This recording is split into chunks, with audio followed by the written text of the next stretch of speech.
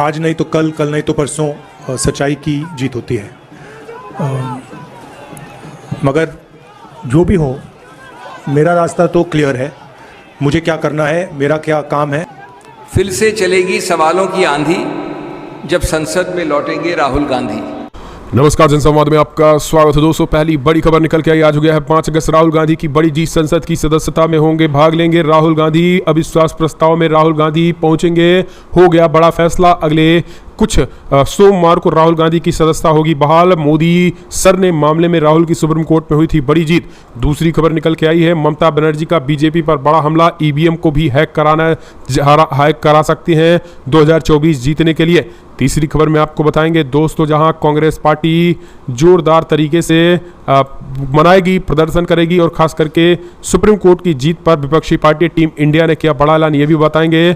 इस बीच big breaking निकल के, जहां सर्वे पर रोक पर सुप्रीम कोर्ट का इनकार, ज्ञानवापी सर्वे को लेकर कोर्ट से फिलहाल मुस्लिम पक्षकारों को लगा है तगड़ा झटका, बताएंगे इसके पूरे मामले में। और इस बीच बिग ब्रेकिंग, जहां राहुल गांधी ने बड़ा ऐलान कर दिया, कहा जीत तय हुई, जीत के बाद जो है वो अब आगे की लड़ाई हम सवाल पूछना बंद नहीं करेंगे और माफी की कतई मांग नहीं करेंगे, इसके बारे में आपको बताएंगे। इस बीच बड़ी अपडेट हरियाणा हिंसा को लेकर आई है, संजू सीमा को लेकर कुछ एक खबर आई है, इंडिया गठबंधन को लेकर एक बड़ी अपडेट निकल के आई है। और सुप्रिया सुले महाराष्ट्र की राजनीति से लेकर बिहार तक मचे भूचाल की बताएंगे आपको। और कैसे लग गया है बीजेपी को मणिपुर में झटका, फिर से मणिपुर में हालात बेहद हो चुके हैं खराब। लेकिन उससे पहले एक छोटा सा निवेदन, अगर आपने चैनल को सब्सक्राइब नहीं किया तो पल पल के अपडेट के लिए चैनल को सब्सक्राइब करना ना भूलें दोस्तों। दरअसल पहली बड़ी खबर निकल के आई है, आपको बता दें राहुल गांधी की सदस्यता तो जो बहाल हो चुकी है, लेकिन अब मोदी की सदस्यता खतरे में आने वाली है। वो कैसे, हम आपको बताएंगे। लेकिन सबसे पहले आपको बता दें, राहुल गांधी की सदस्यता बहाल होते ही अब राहुल गांधी के जो है वो एंट्री होने जा रही है खासकर में। आपको बता दें, इस बीच राहुल गांधी जो है वो सुप्रीम कोर्ट में जीत के बाद अब वो संसद की कार्रवाई में भी भाग लेंगे। संभवतः शनिवार संडे आज होने की वजह, सैटरडे होने की वजह से सोमवार को राहुल गांधी लोकसभा में आपको दिख सकते हैं।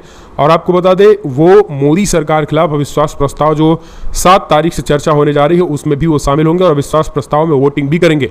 राहुल गांधी सवाल पूछेंगे, मोदी जवाब देंगे। गजब का नजारा संसद में अब देखने को मिलेगा। और अब मोदी राहुल गांधी को कुछ नहीं कर सकते क्योंकि सुप्रीम कोर्ट से क्लीन चिट मिल गई है और सदस्यता पर रोक लगा दी गई है। प्रूडेंस मोदी को झटका लग गया है। अगली एक और अपडेट निकल के आई है दोस्त, राहुल गांधी ने कल प्रेस कॉन्फ्रेंस के दौरान बड़ी बात कह दी। उन्होंने फिर से बीजेपी के ऊपर करारा हमला किया। जैसे सुप्रीम कोर्ट से राहत मिलती है वैसे राहुल गांधी प्रेस कॉन्फ्रेंस करने आ जाते हैं और फिर करारी फटकार लगाते हैं। जिस तरह से इस समय कूटनीति की राजनीति की जा रही है, उन्होंने कहा आज नहीं कल, कल नहीं परसों सच्चाई की जरूर जीत होती है। मैंने पहले भी कहा था और आज भी कह रहा हूं, मेरा रास्ता क्लियर है, मुझे क्या कुछ करना है और क्या कुछ कहना है। सुप्रीम कोर्ट से सांसदी बहाल होने के बाद राहुल गांधी ने शुक्रवार को ही प्रेस कॉन्फ्रेंस की, अपनी बात को रखा है। कांग्रेस मुख्यालय में बोलते हुए राहुल गांधी ने कहा आज नहीं तो कल, कल नहीं परसों सच्चाई की जीत जरूर होती है। जो भी मेरा रास्ता है वो क्लियर है, मुझे क्या करना है और क्या नहीं करना है ये सब कुछ साफ है। लेकिन मेरे खिलाफ जो नैरेटिव चलाया जा रहा था वो पूरी तरह से फेल रहा। भाजपा का भांडा फिर से फूटा, सच्चाई की फिर जीत हुई है। राहुल ने आगे कहा, जनता ने मुझे प्यार दिया और मुझे साथ दिया, उनका शुक्रिया है। इससे पहले कांग्रेस अध्यक्ष मल्लिकार्जुन खड़गे ने आज के संविधान को लेकर बड़ी बात की। उन्होंने कहा यह लोकतंत्र की जीत रही है। लेकिन इन सबके बीच देखा जाए, मल्लिकार्जुन खड़गे ने एक सवाल खड़ा कर दिया। उन्होंने कहा वाई नॉट सीट को लेकर कब इनकी सांसदी को बहाल किया जाएगा। कांग्रेस अध्यक्ष मल्लिकार्जुन खड़गे की तरफ से यह सवाल उठाया गया है। दरअसल देखा जाए, जब डिसक्वालीफाइड करने की बात थी राहुल गांधी को, तो 24 घंटे के अंदर राहुल गांधी को डिसक्वालीफाई कर दिया गया था सांसद के तौर पर जब कार्यरत थे। लेकिन आज वहीं जब उन्हें सजा पर रोक लगाई गई तो अब बात ये निकल के आ रही कि आखिर कब उनकी सदस्यता बहाल की जाएगी और कब उन्हें वाई नॉट का फिर से सांसद बनाया जाएगा। अब ये 24 घंटे में होता है या 48 घंटे में देखने वाली बात होती है। वैसे आपकी क्या राय है? जिस तरह से राहुल गांधी की सजा पर रोक लगाई और बीजेपी के मुंह पर करारा तमाचा है, क्योंकि विधानसभा के साथ साथ देखा जाए लोकसभा चुनाव नजदीक आ रहा है और राहुल गांधी मानसून सत्र में भी पहुंच सकते हैं। अपनी राय देना ना भूलेगा। इसी के साथ चलेंगे, अगली एक और बड़ी खबर निकल के आ रही। जी हाँ, बड़ी अपडेट है। ज्ञानवापी मस्जिद को लेकर एक बहुत बड़ी खबर निकल के आ रही है। ज्ञानवापी सर्वे में अब फिर से चलता रहेगा एसआई का सर्वे। सुप्रीम कोर्ट ने दे दिया मुस्लिम पक्ष को एक झटका। बड़ी अपडेट निकल के आ रही। ज्ञानवापी परिसर में एएसआई के सर्वे पर रोक लगाने की याचिका को पूरी तरह से खारिज कर दिया गया, यानी मुस्लिम पक्ष को झटका दिया गया। उच्चतम न्यायालय ने एएसआई के सर्वे को जारी रखने का आदेश दिया है। सुनवाई के दौरान चीफ जस्टिस डीवाई चंद्रचूड़ ने कहा, यह सुनिश्चित करना चाहते हैं कि विवादित ढांचे को क्या छुआ ना जाए और वहां पर कहां खुदाई की जाए। उन्होंने कहा विवादित ढांचे को ना छुआ जाए और कहीं भी खुदाई ना की जाए, लेकिन अभी बीएसआई की जांच चलती रहेगी। और देखा जाए एडिशनल डायरेक्टर अंडरटेकिंग लिए हुए बैठे हैं, ऐसे में उनका फैसला कब आता है ये देखने वाली बात होती है। लेकिन जिस तरह से अब सुप्रीम कोर्ट का फैसला निकल के आ रहा है, तो ऐसे में सुप्रीम कोर्ट ने जो फैसला दिया उसके बाद अब फिर ज्ञानवापी मामला लंबा खींचने वाला है। वैसे आपकी क्या राय है? दरअसल मुस्लिम पक्ष की तरफ से अपील की गई थी जिसपे सुनवाई करने को कहा गया था सुप्रीम कोर्ट से, और इसमें बात ये भी निकल के आ रही कि राम मंदिर जैसा मामला ये बिल्कुल नहीं है, ये हिंदू पक्ष की तरफ से है। हिंदू पक्ष का कहना है कि मामला बिल्कुल साफ है, यहाँ पर पहले भी मंदिर थी और आज भी मंदिर के कुछ अवशेष रहे हैं। ये तमाम बातें निकल के आ रही है, लेकिन अभी ये नहीं कहा गया है कि ये मंदिर ही है। सुप्रीम कोर्ट की तरफ से केवल एक इशारा किया गया है कि अभी जांच चलनी चाहिए। वैसे जांच अब कब तक चलती है ये देखने वाली बात होती है। चलती इसी के साथ अगली एक और बड़ी खबर पर। मणिपुर हिंसा के बाद लगातार देखा जाए लोग पलायन करने को मजबूर हैं, गांव छोड़कर भाग रहे सारे लोग, और खासकर देखा जाए इजरायली समूह था वो भी अब मणिपुर छोड़ने को तैयार है। मणिपुर में देखा जाए 3 महीनों से लगातार हिंसा जारी है, जनजीवन बुरी तरह से प्रभावित हुआ। भारत से इस पूर्वोत्तर राज्य में इजरायली से खोई हुई जनजात भी पूरी तरह से तबाह हो चुकी है।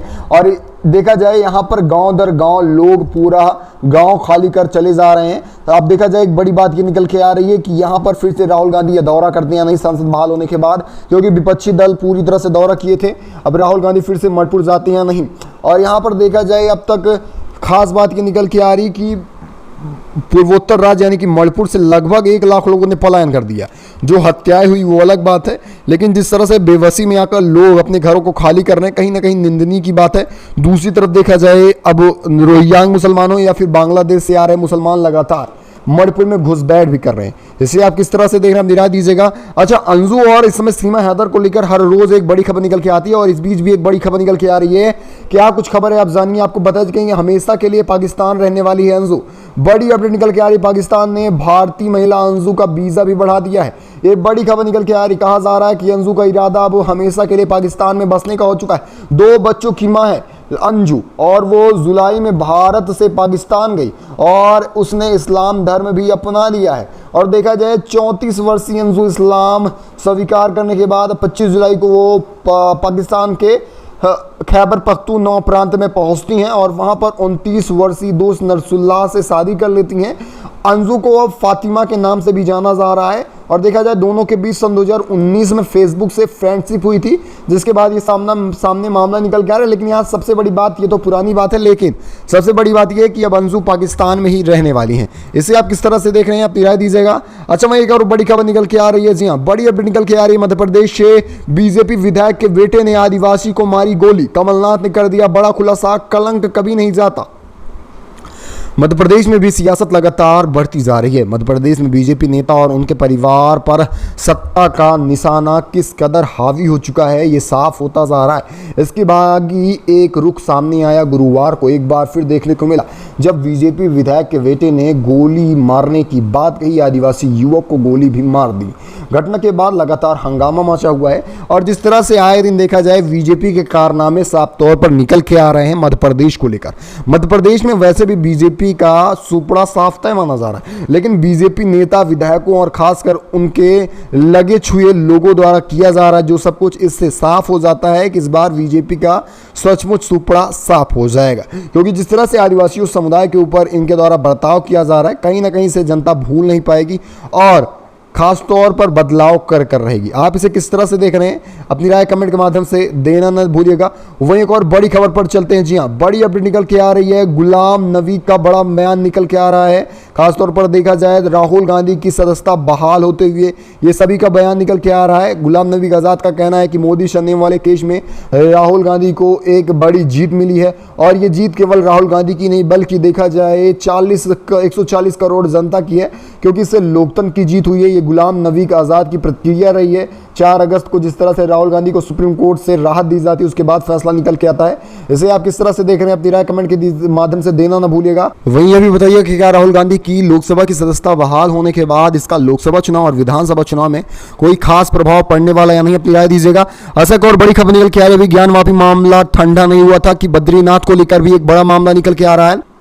दरअसल जब ज्ञान वापी का मामला निकल के आया था तो सपा से नेता स्वामी प्रसाद मौर्य का भी एक भड़काऊ बयान निकल के आया था और सनसनीखेज में यह विवाद में बढ़ गया बयान। अब बद्रीनाथ को लेकर एक बड़ी मुश्किलों में फंस सकते हैं, खासतौर पर देखा जाए स्वामी प्रसाद मौर्य, और पुलिस अदालत का चक्कर लगाना पड़ सकता है। बद्रीनाथ धाम पर विवादित बयान देकर बुरे फंसते नजर आ रहे हैं समाजवादी पार्टी के नेता स्वामी प्रसाद मौर्य, मुश्किलों में घिरते नजर आ रहे हैं। सपा नेता के खिलाफ FIR दर्ज भी हो चुका है। दाखिला याचिका पर हरिद्वार की एक अदालत में सुनवाई के लिए भी तैयार हो गई है। वकील वरुण भदौइया द्वारा ये याचिका दायर की गई है जिसमें 11 अगस्त को सुनवाई होने वाली है। भदौइया ने कहा, कोर्ट में सुनवाई करते हुए 11 अगस्त को तारीख तय की गई है। अगली सुनवाई पर कोर्ट मेरी शिकायतकर्ता का भी बयान दर्ज करेगी। भदौइया ने सनातन धर्म मानने वाले लोगों की भावनाओं को आघात और आरोप लगाया कि मौर्य के खिलाफ IPC की धारा के तहत इतना मामला दर्ज होना चाहिए और देखा जाए हिंदुओं के भावनाओं को ठेस पहुंचा है। स्वामी प्रसाद मौर्य ने 27 जुलाई को दावा किया कि उत्तराखंड में स्थित बद्रीनाथ मंदिर 8वीं सदी में बौद्ध धर्म का एक केंद्र स्थल था। उन्होंने कहा कि यहाँ पर बौद्ध के मठ हुआ करते थे जिसे नष्ट कर यहाँ पर मंदिर बनाया गया है। एक सर्वे कराया जाए ताकि इसका पता चले मंदिर हिंदू धर्म की है या फिर यहाँ बौद्ध धर्म का मठ रहा था। उत्तराखंड के मुख्यमंत्री पुष्कर धामी ने 28 जुलाई को मौर्य के बयान की भी निंदा की थी और देखा जाए आज उनके ऊपर FIR हो चुका है। सबसे बड़ी बात है कि अब मंदिर की जिस तरह से बयान दिया इसमें बुरे फंस सकते हैं सपा के नेता स्वामी प्रसाद मौर्य। इसे आप किस तरह से देख रहे हैं, अपनी राय दीजिएगा। चलते हैं अगली एक और बड़ी खबर निकल के आ रही है। नूह से बड़ी खबर निकल के आ रही है। नूह में हिंसा के बाद देखा जाए 400 से अधिक लोगों ने घर छोड़ दिया, यानी कि पलायन कर चुके हैं। हरियाणा के नूह में सांप्रदायिक हिंसा के बाद 400 से अधिक घर घबरा कर अपने गाँव छोड़ने को तैयार हैं और देखा जाए 400 से अधिक लोग भी पलायन कर चुके हैं। देखा जाए जहाँ पर 20 परिवार देखा जाए पलादा गांव से पलायन कर रहा है। दावा किया जा रहा है कुछ लोगों को जान से मारने की धमकी मिली थी और ये झुग्गी झोपड़ी वाले लोग थे और यही लोग पलायन करने जा रहे हैं। आप इसे किस तरह से देख रहे हैं? और देखा जाए अभी हिंसा थमी नहीं है खासकर नूह में, लेकिन आए दिन जिस तरह से अभी भी धमकियां दी जा रही हैं कहीं ना कहीं खट्टर सरकार की नाकामी को दिखा रही है। इसे आप किस तरह से देख रहे हैं? एक और बड़ी खबर पर चलते हैं। अरविंद केजरीवाल खास तौर पर बीजेपी को टक्कर देने के लिए तैयार है और दिल्ली कभी भी नहीं मिल पाएगी भाजपा को। बड़ा बयान निकल के आ रहा है राघव चड्ढा का। लोकसभा में फिर से गुरुवार को जिस तरह से अध्यादेश को लेकर विधेयक जारी किया गया यानी बिल पारित हुआ, उसके बाद सांसद राघव चड्ढा का बयान सामने निकल के आ रहा है। उन्होंने कहा इसके लिए केंद्र सरकार कुछ भी कर ले और बीजेपी कितने भी पैतरे क्यों ना आजमाए, वो दिल्ली में सत्ता में कभी नहीं आ सकती है। बीजेपी इस बात से अभी पूरी तरह से अनजान रही है कि वो दिल्ली की सत्ता में आ जाएगी, क्योंकि दिल्ली की जनता को पता है क्या सच है और क्या गलत है और किसका साथ देना है कि किसका नहीं। ये बीजेपी और यहाँ की आम जनता को पता है और बीजेपी की जो कूटनीति वाली राजनीति है ये दिल्ली में नहीं चलने वाली। ये तमाम बातें राघव चड्ढा ने कहा है अपनी बातों में। इसे आप किस तरह से देख रहे हैं, राय दीजिएगा। चलते एक और बड़ी अपडेट निकल के आ रही है। जी हाँ, हंसा एक और बड़ी खबर निकल के आ रही है। ईडी को लेकर हर दिन विपक्ष के ऊपर हमले की ही खबर निकल के आती है, लेकिन इस बीच ईडी को लेकर एक बड़ी खबर निकल के आ रही है। मीनाक्षी लेखी का बयान निकल के आ रहा है। संसद के बीच कहीं ईडी भिजवा देंगे तुम्हारे घर, जिसके बाद विवाद बढ़ गया है। केंद्रीय विदेश और सांस्कृतिक राज्य मंत्री मीनाक्षी लेखी ने विपक्षी सांसदों को चेतावनी दी कि उनके भाषण में बाधा न डालें, नहीं तो ऐसा होगा कहीं प्रवर्तक निदेशालय उनके घर न पहुंच जाए। बीते गुरुवार की बात है, दिल्ली सेवा विधेयक पर लोकसभा में चर्चा हो रही थी और इसी बीच धमकी दी गई। बीजेपी सांसद मीनाक्षी लेखी ने विपक्षी सांसदों से कहा 1 मिनट शांत रहो, कहीं ऐसा ना हो कि आपके घर भी ईडी और सीबीआई पहुंच जाए। और इस बयान के बाद आपत्ति जताई जा रही है। एक तरीके से मजाक में कही गई बात, लेकिन देखा जाए कहीं ना कहीं धमकी देने वाली बात भी सामने निकल के आ रही है। इसे आप किस तरह से देख रहे हैं? वैसे कोई इसमें मजाक की बात हो नहीं सकती है, क्योंकि बीजेपी आए दिन देखा जाए विपक्षी नेताओं को परेशान करने के लिए ईडी और सीबीआई की सहारा लेती आई है और इसमें कोई बड़ी बात भी नहीं हो सकती है। ईडी सीबीआई फिर से विपक्षी नेताओं को परेशान करने के लिए पहुंच जाती है और ऐसा में एक बड़ी बात हो सकती है, लेकिन ये बीजेपी नेताओं के लिए बड़ी बात नहीं है। इसे आप किस तरह से देख रहे हैं, अपनी राय दीजिएगा। और जिस तरह से राहुल गांधी की लोकसभा की सदस्यता बहाल की गई, ये कितनी बड़ी बात है और आने वाले 24 के चुनाव में इसका क्या प्रभाव पड़ने वाला, अपनी राय इसको देना देना ना भूलिएगा। और अब एक बड़ी बात यह है कि अभी तो केवल और केवल सजा पर रोक लगाई गई है। अब ये बात होती है कि वाई नॉट से कभी इन्हें सांसद के तौर पर कार्यरत कर दिया जाता है, ये बड़ी बात होती है, क्योंकि जब इनको डिस्क्वालीफाइड करना था, यानी इन्हें इनकी सदस्यता को पूरी तरह से खत्म करना था, तो केवल 24 घंटों के अंदर ही उनकी सदस्यता को खत्म कर दिया गया था। लेकिन आज जब उनकी सदस्यता फिर से बहाल की गई है, तो ऐसे में बात ये निकल के आ रही है कि कब आखिर उन्हें कब वाई नॉट के सांसद के रूप में काम करने के लिए कहा जाएगा, ये देखने वाली बात होगी। अपनी राय कमेंट के माध्यम से देना ना भूलिएगा। वैसे इस खास बुलेटिन बस इतना ही, मिलेंगे आपको बड़ी खबर के साथ, तब तक के लिए धन्यवाद। जय हिंद, जय